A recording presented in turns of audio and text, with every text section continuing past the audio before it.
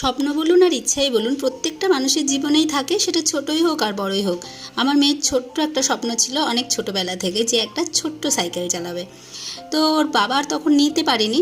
তবে হ্যাঁ, একদম ছোট যে মোটর সাইকেলগুলো থাকতো বাচ্চাদের, একদম ছোট যে রিক্সা গাড়িগুলো, মোটর সাইকেল না, রিক্সা গাড়ি 3 চাকা, সেগুলো চালিয়েছে। বাট ও সাইকেল ওকে কিনে দিতে পারিনি তখন। তো ভেবেছিল যে ওই পেছনে 3টে চাকা, সামনে একটা চাকার যে সাইকেলগুলো থাকে না ছোটো বাচ্চাদের, তো ওগুলোর ওর খুব শখ ছিল, কিন্তু কিনে দিতে পারিনি। আর কিনে মানে যখন দিতে পারবো তখন আর ওইটা চালানোর মতন আর ওর সময় ছিল না, বয়সটাও ছিল না।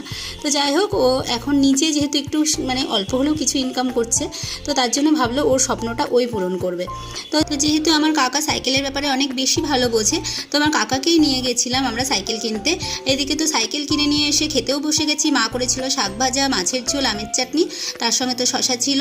তারপরে দিদিও চলে এসেছে, দিদির কাছে ফেসিয়াল করে নিলাম, কেননা আজকে আমার ভাসুরের ছেলের বিয়ে।